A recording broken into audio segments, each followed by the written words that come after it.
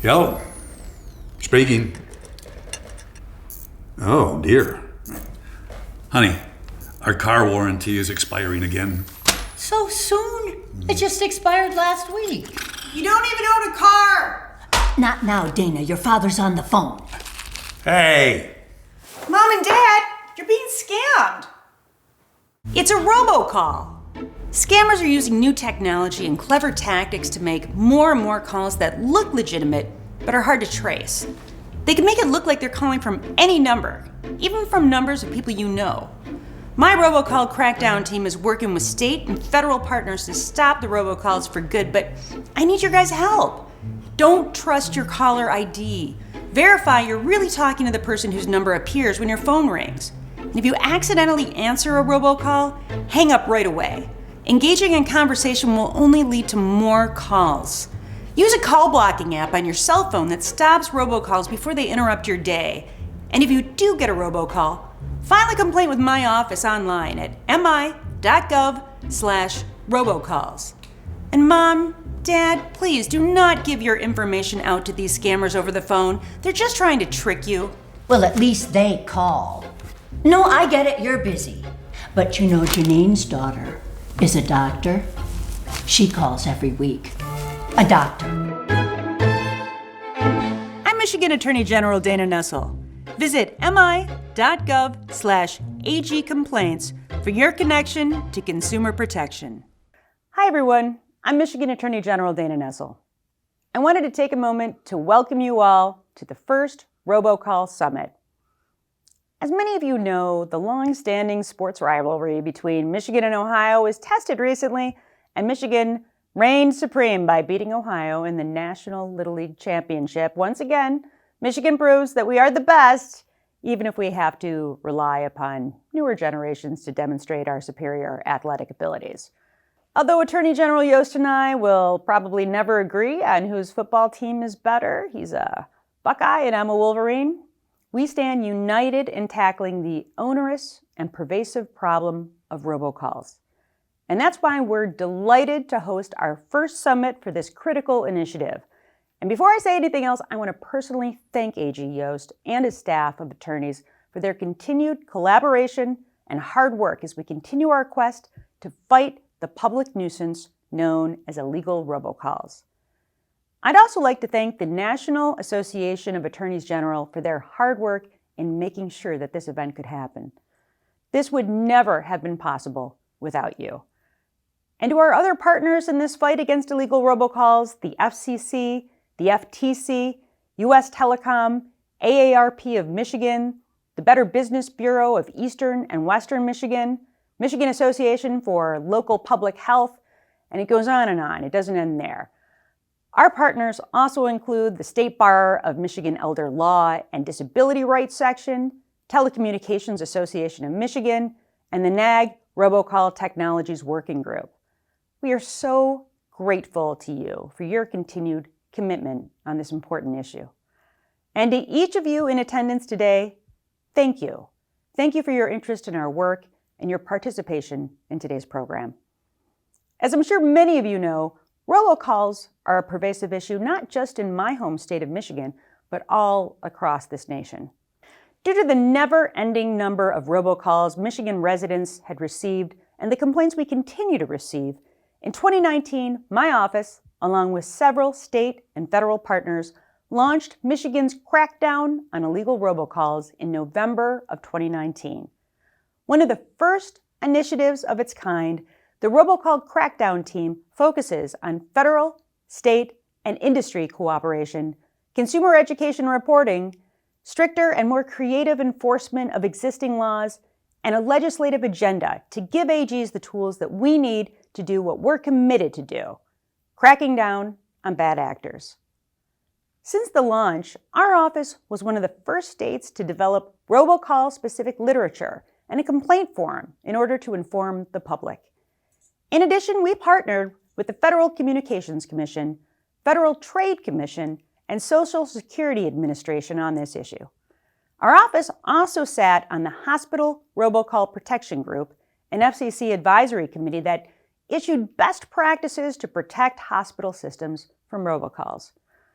Our office was also one of the first law enforcement agencies to target Voice over Internet Protocol, or VoIP, services providers, which has become the roadmap for most law enforcement agencies now.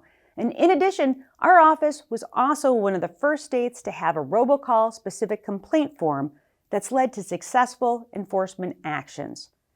In our enforcement efforts, we've led a bipartisan coalition of 52 attorneys general in calling on U.S. Telecom and its industry traceback group to continue its collaboration with state attorneys general by bolstering technological capabilities to improve enforcement against illegal robocallers.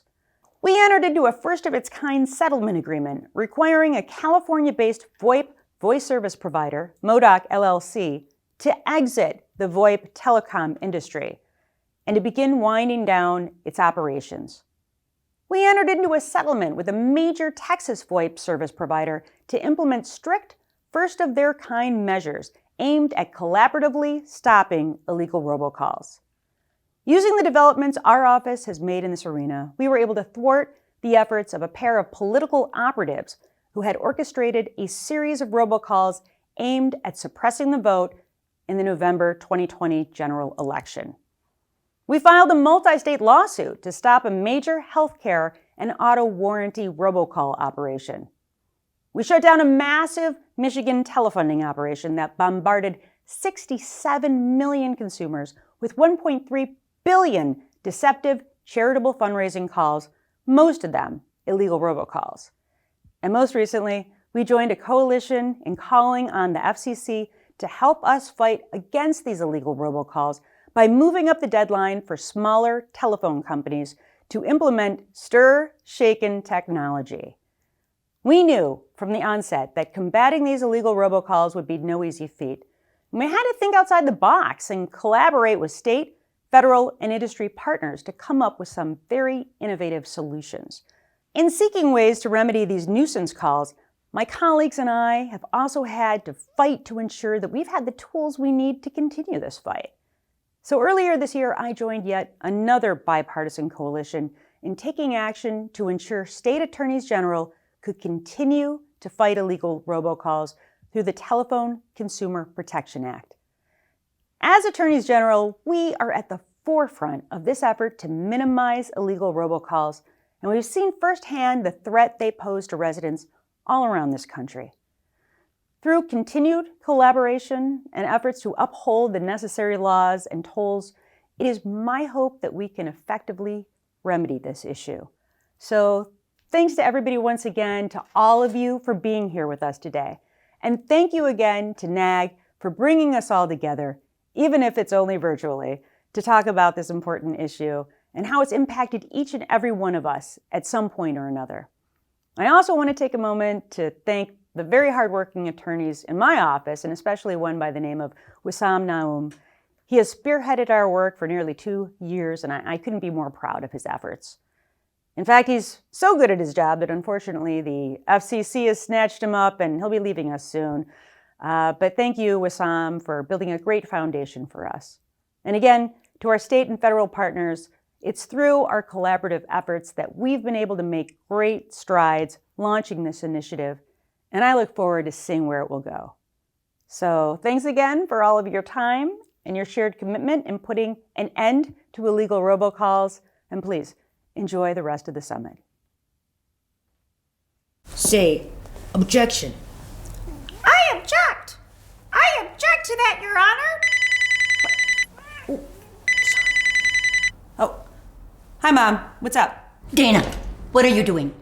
Oh, just Attorney General stuff. Listen, I have a legal question. What is it, Mom?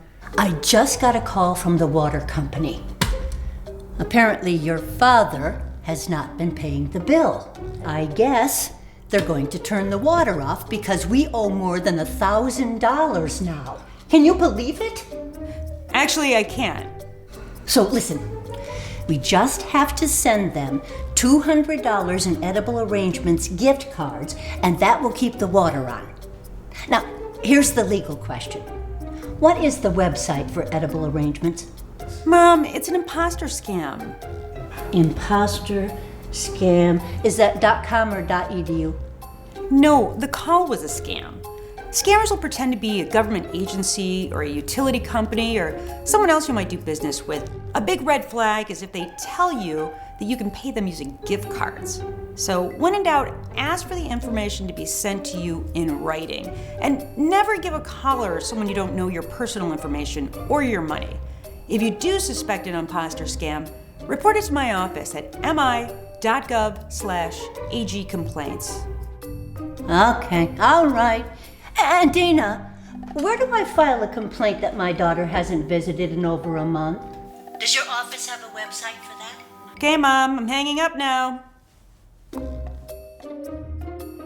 I'm Michigan Attorney General Dana Nessel. Visit mi.gov/agcomplaints for your connection to consumer protection.